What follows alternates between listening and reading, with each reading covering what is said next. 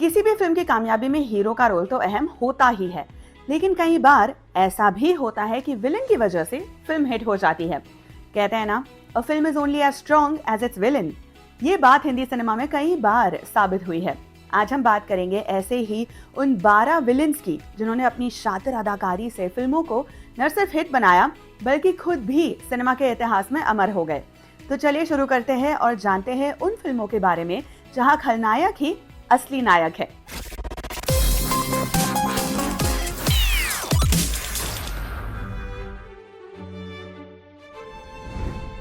शाहरुख खान का राहुल मेहरा एक ऐसा किरदार जिसने रोमांटिक हीरो को विलेन बनाकर दिखाया और दर्शकों के दिलों में डर के साथ साथ हमदर्दी भी जगाई। डर में शाहरुख का किरदार एक ऑब्सेसिव लवर का था जो किरण से प्यार करता है और उसके लिए जुनून की हद पार करने लगा है। इस फिल्म में शाहरुख की हकलाती आवाज ने दर्शकों के दिमाग में जगह बना ली थी। शाहरुख ने इस किरदार को इतनी बारीकी से निभाया कि लोग उससे नफरत करते हुए भी उसकी पागल मोहब्बत को समझ गए। फिल्म में उन्होंने दिखाया कि कैसे एक इंसान प्रेम के नाम पर स्टॉकिंग और हैरेसमेंट तक पहुंच जाता है। इस परफॉर्मेंस के लिए शाहरुख को फिल्म फेयर अवार्ड में बेस्ट विलेन कैटेगरी में नॉमिनेशन मिला था। यश चोपड़ा की ये फिल्म बॉक्स ऑफिस पर हिट रही और शाहरुख के करियर में एक मील का पत्थर साबित हुई।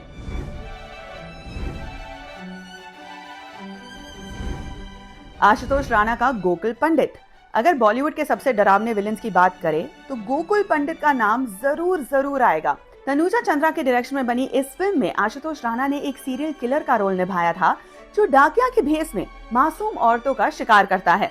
आशुतोष राणा की वो चालाकी भरी मुस्कान, उनकी आंखों की चमक और उनकी आवाज का डरावना टोन, सब कुछ इतना परफेक्ट था कि दर्शक उन्हें स्क्रीन पर देखकर भी डर जाते थे। इस परफॉर्मेंस के लिए आशुतोष राणा को फिल्म फेयर का बेस्ट विलेन अवार्ड मिला था। फिल्म काजोल के डबल रोल और संजय दत्त के सपोर्टिंग एक्ट की वजह से भी चर्चित रही, लेकिन सबसे ज्यादा याद आशुतोष राणा के गोकुल पंडित को ही किया गया।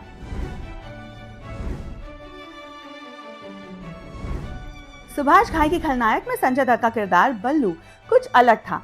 ये कोई आम विलेन नहीं था बल्कि एक ऐसा खलनायक था जिसमें इंसानियत भी थी और बुराई भी। बल्लू एक बदमाश है, लेकिन एक ऐसा बदमाश जो मजबूरी में बुराई के रास्ते पर चल गया है। संजय दत्त ने इस किरदार को बहुत ही इमोशनल तरीके से प्ले किया था। उनके बोले डायलॉग्स बहुत पॉपुलर हुए। फिल्म में उनकी माधुरी दीक्षित के साथ बढ़िया केमिस्ट्री रही। जैकी श्रॉफ के साथ कैट एंड माउस गेम ने भी दर्शकों को बांधे रखा। सुभाष घाई ने बल्लू के किरदार को सिर्फ एक खलनायक न बनाकर उसमें इंसानियत जज्बात भी भरे थे। फिल्म न सिर्फ हिट रही बल्कि संजय दत्त के करियर की बेहतरीन फिल्मों में से एक बनी।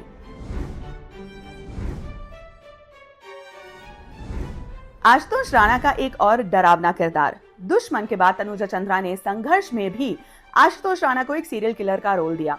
लज्जा का शंकर पांडे एक ऐसा विलेन था जो बच्चों को अगवा करके उनकी बलि चढ़ाता था। इस किरदार की सबसे डरावनी बात यह थी कि वो तांत्रिक विधाओं में यकीन रखता था। प्रीति जिंटा और अक्षय कुमार के साथ बनी इस फिल्म में आशुतोष राणा की परफॉर्मेंस देखकर लोगों की रूह कांप जाती थी।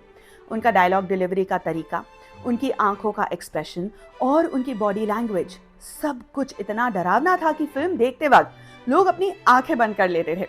इस परफॉर्मेंस के लिए आशुतोष राणा को लगातार दूसरी बार फिल्म फेयर का बेस्ट विलेन अवार्ड मिला था, एक ऐसा रिकॉर्ड जो आज तक कोई नहीं तोड़ पाया है।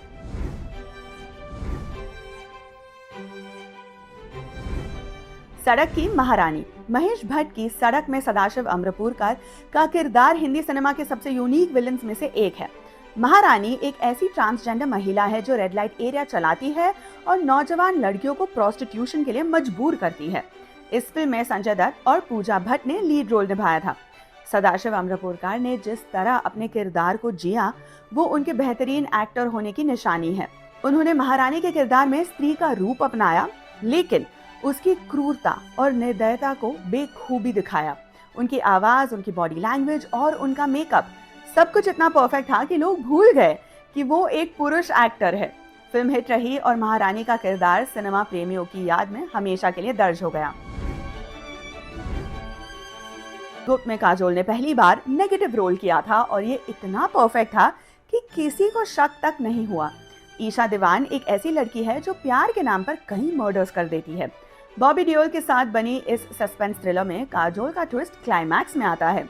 काजोल ने इस किरदार को जिस चालाकी से निभाया वो लाजवाब था। पूरी फिल्म में वो एक मासूम और प्यारी लड़की लगती है, लेकिन अंत में पता चलता है कि वही असली कातिल है। इस परफॉर्मेंस के लिए काजोल को फिल्म फेयर का बेस्ट विलन अवार्ड मिला था। वो पहली महिला एक्टर थी जिन्हें ये अवार्ड मिला था।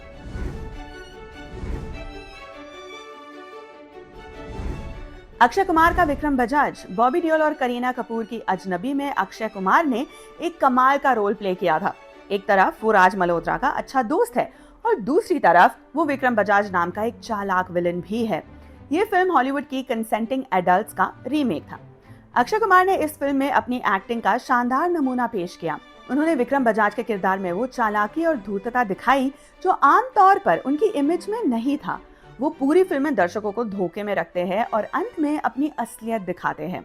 अब्बास मस्तान के डायरेक्शन में बनी ये फिल्म एक अच्छी थ्रिलर बनी और अक्षय के करियर में एक अलग तरह की फिल्म साबित हुई।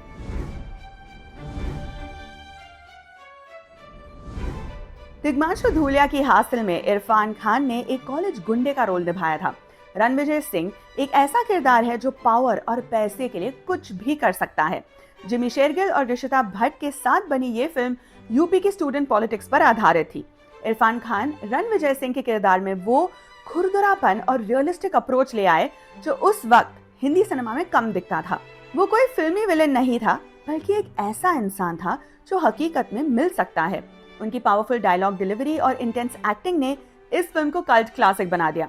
इरफान की परफॉर्मेंस को आज भी याद किया जाता है।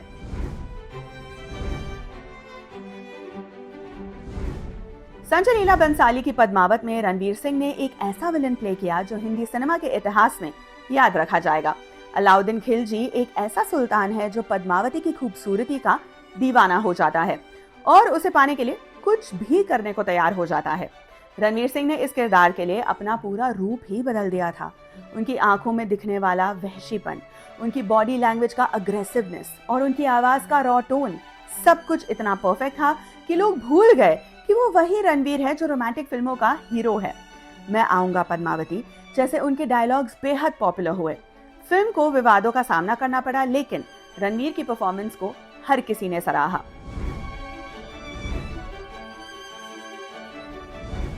विशाल भारद्वाज की ओमकारा में सैफ अली खान ने शेक्सपियर के ओथेलो के इयागो किरदार को हिंदी सिनेमा में लंगड़ा त्यागी के रूप में पेश किया।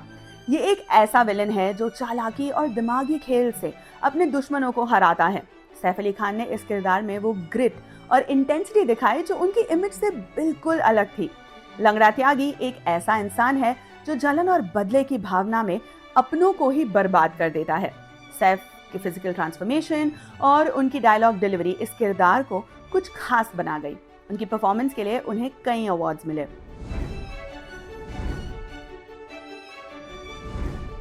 अमरीश पुरी का मोगैम्बो। शेखर कपूर की मिस्टर इंडिया में अमरीश पुरी का ये किरदार हिंदी सिनेमा के सबसे आइकॉनिक विलेंस में से एक है। मोगैम्बो खुश हुआ, ये डायलॉग आज भी लोग बोलते हैं और मुस्कुराने लगते हैं। मोगैम्बो एक ऐसा विलन है जो भारत पर कब्जा करना चाहता है। अमरीश पुरी ने मोगैम्बो के किरदार में जो कॉमिक टाइमिंग और ओवर द टॉप एक्टिंग की, वो बेजोड़ थी। उनकी आवाज का बैरीटोन और उनकी बॉडी लैंग्वेज के ड्रामेटिक स्टाइल ने मोगैम्बो को एक कल्ट कैरेक्टर बना दिया। इस किरदार के लिए उन्हें 1 करोड़ रुपए की फीस मिली थी, जो उस वक्त किसी विलन को दी जाने वाली सबसे ज्यादा रकम थी। फिल्म सुपर हिट रही और मोगैम्बो हिंदी सिनेमा का पसंदीदा विलन बन गया।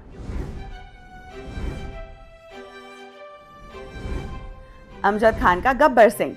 रमेश सिप्पी की शोले में अमजद खान का किरदार न सिर्फ हिंदी सिनेमा का सबसे बेहतरीन विलन है, बल्कि भारतीय पॉप कल्चर का हिस्सा बन गया है। कितने आदमी थे, ये सवाल आज भी रेलेवेंट है।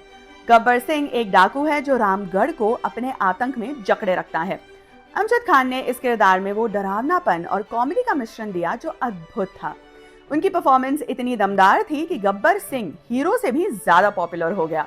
शोले आज भी हिंदी सिनेमा की सबसे बेहतरीन फिल्मों में गिनी जाती है और गब्बर सिंह इसकी सबसे बड़ी वजह है। तो ये थे वो 12 विलन जिन्होंने अपनी शातिर अदाकारी से न सिर्फ फिल्मों को हिट बनाया, बल्कि खुद भी अमर हो गए। इन सभी किरदारों में एक बात कॉमन थी, उन्होंने विलन होकर भी दर्शकों के दिलों में जगह बना ली। ये है हिंदी सिनेमा के विलन्स का जादू।